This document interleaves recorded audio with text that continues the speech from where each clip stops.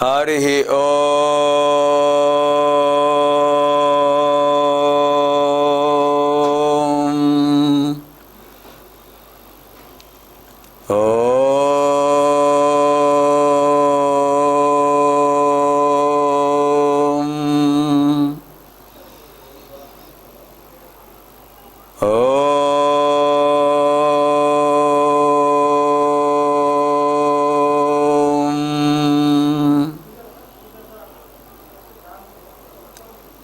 शक्तित्रयी वेदमाता सर्वदैव स्वरूपिणी सत्यधर्मस्वरूपा च पातु नः सर्वदा शुभा। ముందుగా ఋగ్వేదంలో మంత్రంతో ప్రారంభిద్దాం. ఓం గణానాం త్వా గణపతిగుం హవామహే కవిం కవీనాముపమశ్రవస్తమం జ్యేష్ఠరాజం బ్రహ్మణాం బ్రహ్మణస్పద ఆనశృణ్వన్నూతిభిः శ్రీదసాదనం ప్రణో దేవీ సరస్వతి వాజేభిర్వాజినీవతి ధీనామవిత్రియవతు. గణేశాయ నమః సరస్వత్యై నమః శ్రీగురుభ్యో నమః. హరి ఓం. ఓంకారం బిందు సంయుక్తం నిత్యం ధ్యాయంతి యోగినః కామదం మోక్షదం చైవ ఓంకారాయ నమో నమః. ఏతత్ భారతీయ సంస్కృతి అంతర్గత ఋగ్వేద అధ్యయన కార్యక్రమస్య ప్రారంభः భవతి. ఏతదర్థం సర్వేభ్యः స్వాగతం, శుభస్వాగతం. ఋగ్వేద అధ్యయన కార్యక్రమంలో మనం సుమారుగా 6 మండలాలు పూర్తయ్యాయి. 6వ మండలం చివరి భాగంలో ఉన్నాం. ఈ 6వ మండలం చివరి భాగంలో మనకి ఐతరేయ ఉపనిషత్తుకు సంబంధించినటువంటి కొన్ని మంత్రాలు చెప్పారు. ప్రతి వేదానికి ఉపనిషత్తులు కొన్ని ఉన్నాయి. ఋగ్వేదానికి 10 ఉపనిషత్తులు ఉన్నాయి. విద్యతే అనేన ఇతి వేదః, విద్యతే అనేన ఇతి వేదః. దీని చేత విజ్ఞానం తెలుసుకోబడుతోంది కనుక వేదము అంటారు. అంటే వేదం అంటే విజ్ఞానమే. వేదంలో ఉండే మంత్రాలన్నీ కూడా సస్వరంగా ఉంటాయి. ఉదాత్త, అనుదాత్త, స్వరిత. ఉదాత్త స్వరం పైకి ఉంటుంది, అనుదాత్త స్వరం క్రిందికి వస్తుంది, స్వరితం సామాన్యంగా ఉంటుంది. ఓం గణానాం త్వా, గణానాం అన్నప్పుడు అది ఉదాత్తం. గణానాం త్వా, త్వా మామూలుగా వస్తుంది. గణపతిగుం, గణపతిగుం అన్నప్పుడు ఆ ణకారం అనుదాత్తం అయిపోతుంది. మధ్యలో ఉండేది స్వరితం. ఈ రకంగా స్వరసహితమైనటువంటి ఆ మంత్రం పవిత్రతను చేకూరుస్తుంది. అటువంటి వేద మంత్రాల్లో ఉన్నటువంటి విశేషాలన్నీ కూడా మనకు ఉపనిషత్తులు అనే పేరుతో ఆ వేదవ్యాస భగవానులు వారు మనకు అందించారు. అంటే వేద మంత్రాల్లో ఉన్నటువంటి విషయాన్ని మనం గ్రహించడం, అది ఆ అవగాహన చేసుకోవడం కష్టమైన పని కనుక అటువంటి దాన్ని శ్లోక రూపంలో, అదే భావాన్ని, వేదమంత్రాల్లో ఉన్న భావాన్ని శ్లోక రూపంలో అందించారు కనుక దాన్ని ఉపనిషత్ అంటారు. దీనికే వేదాంతం అని కూడా పేరు. వేద అంత ఎందుకు వచ్చిందంటే పేరు, వేదస్య అంతం వేదాంతం. వేదస్య వేదము యొక్క అంతం చివరి భాగము, వేదస్య వేదము యొక్క అంతం చివరి భాగము కనుక వేదాంతం. వేదం యొక్క చివరి భాగంలో ఏమున్నాయండి? ఉపనిషత్తులే ఉన్నాయి. అంచేత వేదాంతం అనగానే ఉపనిషత్తులను అర్థం చేసుకోవాలి. ముఖ్యంగా మనకి ఋగ్వేదానికి సంబంధించిన ఉపనిషత్తుల్లో ఈ ఐతరేయోపనిషత్తు మొదటిది, తర్వాత కౌశితకోపనిషత్తు, తర్వాత మనకి కౌశితకి బ్రాహ్మణోపనిషత్తు తర్వాత ప్రాముఖ్యం పొందింది. ముందుగా ఐతరేయోపనిషత్తు గురించి మనం తెలుసుకుందాం. మధ్యలో ఉపనిషత్తుల గురించి కొంచెం తెలుసుకుంటుంటే మనకు తర్వాత ఈ మంత్రాలన్నీ కూడా సుగమం అవుతాయి. ముఖ్యంగా ఐతరేయ ఉపనిషత్తులో మనకు శుద్ధ చైతన్య స్వరూపమైనటువంటి భగవంతుడి యొక్క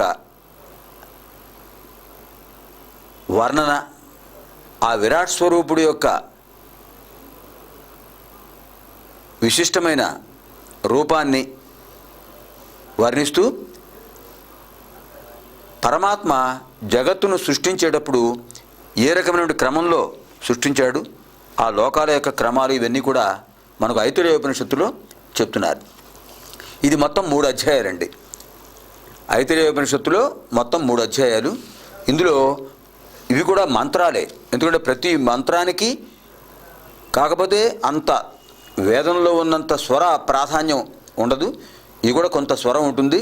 ప్రతి మంత్రానికి ముందు ఓంకారం ఉంటుంది కనుక ఓంకారం లేనిదే మంత్రంలో అవుతుందండి. ఓం అనేటటువంటి ప్రణవాక్షరం ముందున్నప్పుడే మంత్రం అవుతుంది. అకార ఉకారమకార ఇతి తానే కథా సమభరత్తదేతోమితి. అకార ఉకారం అకారం ఉన్నప్పుడే దాన్ని మంత్రము అంటారు. మంత్రవాచ్యం అవుతుంది. మంత్రానికి శక్తి ఉంటుంది. ఆ శక్తి ఎందువల్ల వచ్చిందంటే బీజాక్షరం ముందు చేరినప్పుడే. ఓం ఓం నమో నారాయణాయ అన్నప్పుడు ఆ మంత్రానికి శక్తి వస్తుంది. నారాయణాయ అంటే రాదు. నారాయణాయ భగవంతుడి నామమే, దానికి ఫలితం ఉంటుంది. కాకపోతే ముందు బీజాక్షరం చేరిస్తే దాని ఫలితం ఇంకా బాగా ఉంటుంది, అత్యంతమైన శక్తి కలుగుతుంది. అటువంటి మంత్రానికే ఎంతో ఫలితం లభిస్తుంది. అటువంటి మంత్రాలు వేదంలో కోకొలలు. అనంతావై వేదాహ, అనంతమైన మంత్రాలు ఉంటాయట వేదంలో. అనంతములైన మంత్రాలు ఉన్నాయి కనుకనే ఆయన ఏం చేశాడు, భగవాన్లు వారు, వేదవ్యాస భగవాన్లు వారు ఆ మంత్రాల్లో ఉండే స్వరూప స్వభావాలను బట్టి వాటిలో ఆ మంత్రద్రష్టలు ఆ మంత్రాలను ఏ విధంగా వర్ణించారు, ఏ విధంగా దర్శించారు, దాని యొక్క స్థితిని బట్టి ఆయన ఏం చేశారంటే రుక్కులు, యజుస్సులు, సామలు, అథర్వములని విడదీసి ఋగ్వేద, యజుర్వేద, సామవేద, అథర్వవేదాలుగా మనకు అందించాడు మహానుభావుడు. సాత్యవతేయుడు, పారాశర్యుడు, బాదరాయణుడు, కృష్ణద్వైపాయనుడు అలాంటి మహానుభావుడు.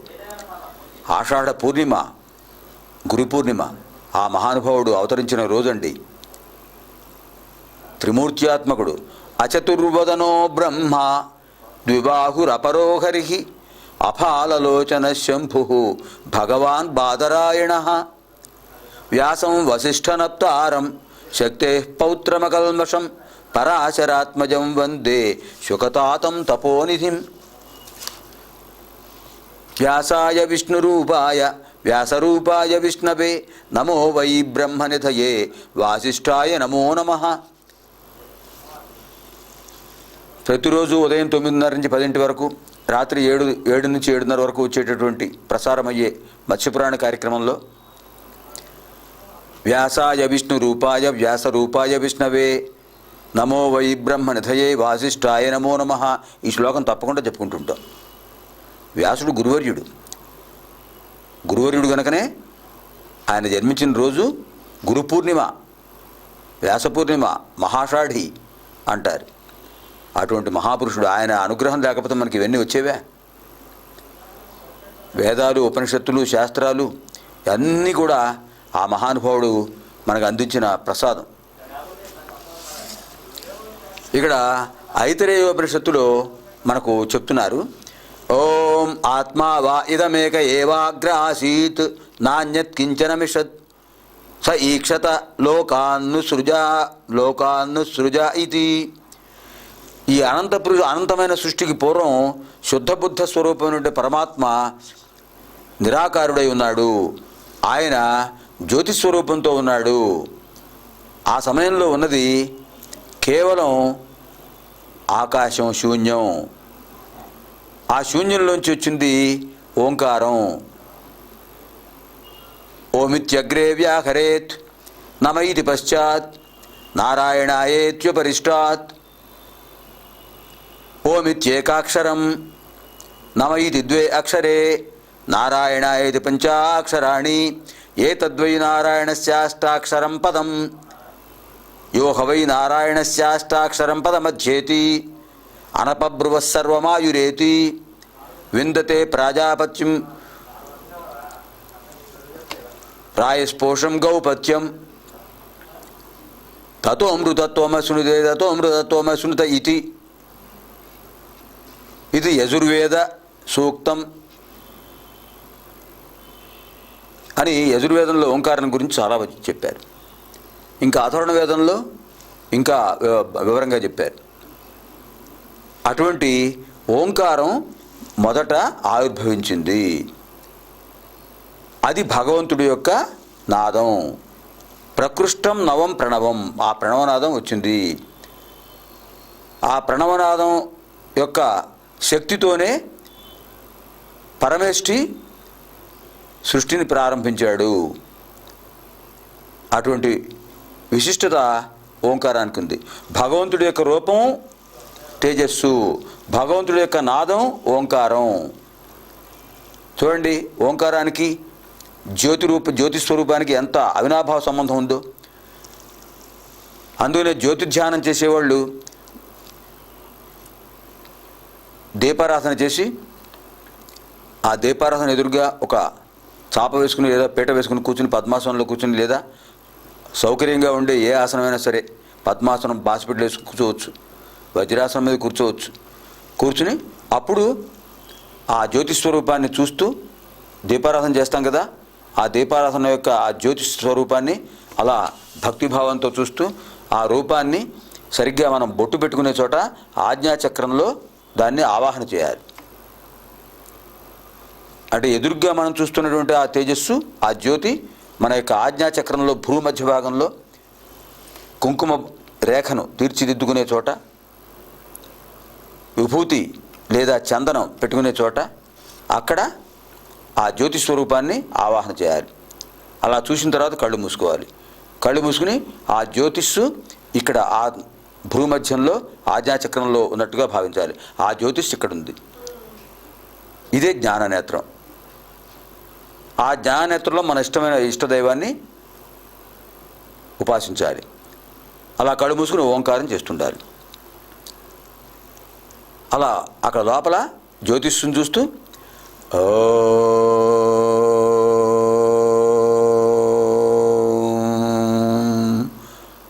అలా ప్రణవనాదం చేయాలి.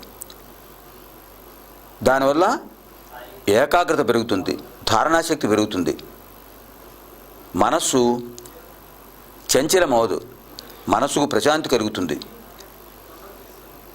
మానసికమైన శారీరకమైన ఆరోగ్యం మనకు కలుగుతుంది. ఇది ఋషులు చెప్పినటువంటిది. యోగశాస్త్రం రాసిన పతంజలి చెప్పిన యోగ సూత్రం ఇది. అందుకని మనకి ఇక్కడ ఐతిరేయోపనిషత్తులో కూడా ముందు ఓంకారంతో మొదలు పెడుతున్నారు. ఓం ఆత్మా వా ఇదమేక ఏవ అగ్ర ఆసీత్. మొట్టమొదట ఉన్నటువంటిది ఓంకారంతో కూడినటువంటి ఆత్మతత్వం ఉంది. ఈ ఓంకారం పరమాత్మతత్వం, అదే జీవాత్మతత్వం కూడా అయింది. ఆ పరమాత్మలోంచి జీవాత్మలన్నీ వచ్చాయి. నాణ్యత్ కించన మిషత్ స ఈక్షత లోకాన్న సృజాయితి. మరొకటి లేదు ఓంకారం తప్ప, జ్యోతిస్వరూపం తప్ప మరొకటి లేదు రూపం. ఆ ఓంకారం తప్ప మరో శబ్దం లేదు. స ఇమాన్ లోకాన్ అసృజత అంభో మరీచిర్మరమాసో మరీచిస్వరలోక జలలోక అంభోలోక. ఇలా ఆయన పరమాత్మ నిరాకార పరబ్రహ్మ జగత్తును సృష్టించాలని భావించి ఆయన మొదట అంభోలోకం సృష్టించాడు. అంభోలోకం అంటే అంభ అంటే నీరు. ఆయన సృష్టించింది అంభః నీరు. ఎలా వచ్చింది అది అంభ అంటే? ఆకాశాద్వాయు వాయోరగ్ని అగ్నేరాపః ఆపః పృథివీ. ఆ క్రమంలో జలం సృష్టించాడు. అది ఒక లోకం, అంభలోకం అయిపోయింది. తర్వాత మరీచి లోకం అంటే తేజోలోకం. మరీచి అంటే కిరణాలు. మరీచి లోకం, సురలోకం, దేవలోకం, జలలోకం. అంభస్సులోంచి వచ్చినటువంటిదే జలం. అంభస్సు జలం ఒకటే. ఈ రకంగా మనకి ఈ లోకాలన్నీ కూడా సృష్టించాడు ఆ పరమాత్మ. స ఈక్షత ఇమేవ లోకపాలాన్న సృజాయితి సోధ్య ఏవ పురుషం సముద్ధృత్యామూర్ఛయేత్. అప్పుడు ఆయన ఏం చేశాడంటే, లోకాన్ని సృష్టించాను, ఇంకా లోక పాలకులను సృష్టించాలి అనుకున్నాడు ఆయన. లోక పాలకులను సృష్టించాలి అని చెప్పి ఆయన 8 దిక్కులకు కూడా 8 మంది అధిపతులను చేయాలని నిర్ణయించాడు. తమభ్య తపతు తస్యాభిధస్తస్య ముఖం నిరభిజ్యత యథా అండం ముఖాద్వాచో అగ్ని నాసికే నిరభిజ్యేతాం నాసికాభ్యాం ప్రాణాద్వాయు అక్షిణీ నిరభిజ్యేతాం అక్షిభ్యాం చక్షుష ఆదిత్య కర్ణౌ నిరభిజ్యేతాం కర్ణాభ్యాం శ్రోత్రాద్దిశ త్వం నిరభిజ్యత త్వచో లోమాని లోమభ్య ఓషధి వనస్పతయ హృదయం నిరభిజ్యత హృదయాన్మనః మనసశ్చంద్రమాః నిరభిజ్యత నాభ్య అపావః నాభ్య అపానః అపానాన్ మృత్యుః శిశ్నం నిరభిజ్యత శిశ్నాద్రేతః రేతస ఆపః. ఈ రకంగా ఒకదాని వెంట ఒకటి ఎలా వచ్చాయి అనేది చెప్తున్నారు. ఇక్కడ ఏమైంది, ఆ పరమాత్మ తేజో రూపంలో ఉండి ఆయన సంకల్పించింది ఏంటంటే తనకు ఒక రూపాన్ని ఆయన సృష్టించుకున్నాడు. ఆ రూపంలో ఆయన మొట్టమొదట ముఖం, నోరు, ఆ ముఖంలోంచి వాక్కు నిర్గమించింది, అదే ఓంకారం. ఆ వాక్కులోంచి తేజస్సు వచ్చింది. తర్వాత నాసికా రంధ్రాలు కూడా వికసించాయి. ఆ నాసికా రంధ్రాల నుంచి ప్రాణం వచ్చింది, ప్రాణవాయువు. ప్రాణం నుంచి ఆ ప్రాణ శక్తితో 2 నేత్రాలు తేజోరూపంగా 2 నేత్రాలు ఉద్భవించాయి. మధ్యలో ఉండేది జ్ఞాననేత్రం అంటారు. ఈ 2 చర్మచక్షువులు, మధ్యలో జ్ఞాననేత్రం. ఆ విధంగా ఆ కళల్లోంచి చక్షురింద్రియం వచ్చింది, చక్షు. తర్వాత ఆ చక్షుస్సులోంచి పరమాత్మ యొక్క ఆ చక్షుల్లోంచి ఆదిత్యుడు ఉద్భవించాడు. తర్వాత శ్రోత్రాలు వచ్చాయి. శ్రోత్రం అంటే చెవు, నేత్రం అంటే కన్ను, శ్రోత్రం అంటే చెవి. చెవులు వచ్చాయి. ఆ చెవుల నుంచి శ్రోత్రేంద్రియం వచ్చింది. అందులోంచి దిక్కులు, దిశ సముత్పద్యంతే, ఆ దిక్కులన్నీ కూడా ఉద్భవించాయి. తర్వాత చర్మం, పృథ్వీతత్వం చర్మం, నేత్రాలు తేజస్తత్వం, ప్రాణం వాయుతత్వం. అక్కడి నుంచి ఆ చర్మం ఏర్పడింది. దాని నుంచి లోమాహ, లోమ అంటే లోమ రలయోరభేద, ఆ రోమాలు. అక్కడి నుంచి ఆ మనస్సు, దాంట్లోంచి ఓషధులు వచ్చాయట. పరమాత్మ యొక్క రోమాల్లోంచి ఓషధులు వచ్చాయి, మహావృక్షాలు వచ్చాయి. తర్వాత ఆయనకి హృదయం వికసించింది. ఆ హృదయంలోంచి మనస్సు ఆవిర్భవించింది. మనస్సు ఎంత విశిష్టమైనదండి. మనకి యజుర్వేదంలో అమృత బిందు ఉపనిషత్తు ఉంది. ఇంతకుముందు అధ్యాయంలో చెప్పుకున్నాం ఒకసారి కార్యక్రమంలో. మన ఏవ మనుష్యాణం కారణం బంధమోక్షయో బంధాయ విషయాసక్తం ముఖ్యై నిర్విషయం స్మృతం. ఇది అమృత బిందు ఉపనిషత్తులో ఉన్న మొదటి శ్లోకం. అటువంటి మనస్సు ఎక్కడి నుంచి వచ్చిందంటే హృదయంలోంచి వచ్చింది. ఆ మనస్సులోంచి చంద్రుడు ఉద్భవించాడు. చంద్రమా మనసో జాతః చక్షో సూర్యో అజాయత. ఇది విరాట్ పురుషుడి యొక్క నిర్ణయం. అలా తర్వాత ఆయనకి నాభి వికసించింది. ఆ నాభిలోంచి వచ్చింది పద్మం. ఆ స్వామి యొక్క నాభి కమలంలోంచి ఉద్భవించిన వాడే చతుర్ముఖ బ్రహ్మ. ఈ రకంగా మనకి ఇవన్నీ కూడా ఏర్పడ్డాయని చెప్పారు. ఇంకా మనకు చివరి భాగంలో ఉన్నాం. ఈ ప్రథమాధ్యాయంలో ఒక మొదటి ఖండం అయిపోయింది. ద్వితీయ ఖండం ప్రథమాధ్యాయంలో, ఈ ఐతరేయ ఉపనిషత్తులో ద్వితీయ ఖండంలో ప్రవేశిస్తున్నాం. దీనికి ముందు ఈ కార్యక్రమం ఆగామి భానువాసరే, ప్రతి భానువాసరే సాయం పంచమవాదనాత్ ప్రభృతి సార్ధ పంచమవాదన పర్యంతం ఏతత్ ఋగ్వేద అధ్యయన కార్యక్రమ ప్రసార్యతే. ప్రతి ఆదివారం సాయంకాలం 5 నుంచి 5:30 వరకు ఈ కార్యక్రమం, ఋగ్వేద కార్యక్రమం ప్రసారం అవుతుంటుంది. అందులో ఐతరేయోపనిషత్తు మొదలు పెట్టాం. తప్పకుండా సందర్శకులు ఐతరేయోపనిషత్తు విషయాలు తప్పకుండా తెలుసుకోవాలి. ఎన్నో అమూల్యమైన విషయాలు మనకు ఉపనిషత్తుల్లో వేదవ్యాస భగవాన్ ద్వారా అందించారు. ఈలోపు మనకు సంస్కృత భాష విశేషాలు ఒకసారి తెలుసుకుందాం. శబ్దాలు అకారాంత, ఇకారాంత, ఉకారాంత, రుకారాంత అని అనుకున్నాం. అకారాంత శబ్దాలన్నీ కూడా, అకారము అంతముగా ఉన్న శబ్దాలన్నీ కూడా అకారాంత శబ్దాలే. ఈ అకారాంత శబ్దాలు పుంలింగంలో ఉండేటప్పుడు ఏమవుతుందంటే రామ, కృష్ణ, గోవింద, ముకుంద, శివ, నిలయ, వృక్ష ఇలాంటి పదాలన్నీ వస్తుంటాయి. ఇవన్నీ కూడా ఒకే విధంగా 8 విభక్తుల్లోనూ వస్తుంటాయి. 8 విభక్తుల్లోనూ వచ్చినప్పుడు ప్రథమాలో ఏకవచనంలో విసర్గం ఉంటుంది, హ్రస్వం ఉంటుంది. ద్వివచనంలో ఔత్వం వస్తుంది, బహువచనంలో దీర్ఘం ఉంటుంది, హ్రస్వం ఉంటుంది. ఆ విధంగా అన్ని పదాలు అలాగే వస్తాయి. రామ రామో రామ, కృష్ణ కృష్ణో కృష్ణ, శివ శివో శివా, నిలయ నిలయో నిలయ, దేవ దేవో దేవా, చంద్ర చంద్రో చంద్రా ఇలా వస్తుంటాయి. ఈ రకంగా మనకు పద వ్యుత్పత్తి, పదం యొక్క వ్యాప్తి ఏర్పడుతుంటుంది. అకారాంత పదాలన్నీ ఇలాగే చెప్పాలి. సంబోధన ద్వితీయ, తృతీయ, చతుర్థి, పంచమి, షష్ఠి, సప్తమి విభక్తులన్నీ వస్తుంటాయి. ఇదే విధంగా ఇకారాంత, ఉకారాంత శబ్దాలు కూడా మనం తర్వాత కార్యక్రమంలో ఈ ఐతరేయోపనిషత్తులో ఉండేటటువంటి పదాలు, ఇకారాంత పదాలు ఏమున్నాయి, అకారాంత పదాలు ఏమున్నాయి, ఉకారాంత పదాలు ఏమున్నాయి, అది విశ్లేషణ చేద్దాం. తావత్పర్యంత సర్వేభ్యః స్వస్తి. ఓం సహనావవతు సహనౌ భునక్తు సహ వీర్యం కరవావహై తేజస్వినావధీతమస్తు మా విద్విషావహై. ఓం శాంతి శాంతి శాంతి. స్వస్తి ప్రజాభ్యః పరిపాలయంతాం న్యాయేన మార్గేణ మహీం మహిషాః. గోబ్రాహ్మణేభ్యः శుభమస్తు నిత్యం. లోకాः సమస్తాः సుఖినో భవంతు. అసతో మా సద్గమయ, తమసో మా జ్యోతిర్గమయ, మృత్యోర్మా అమృతం గమయ. ఓం శాంతి శాంతి శాంతి. సర్వేభ్యः స్వస్తి. సమస్త సన్మంగళాని భవంతు.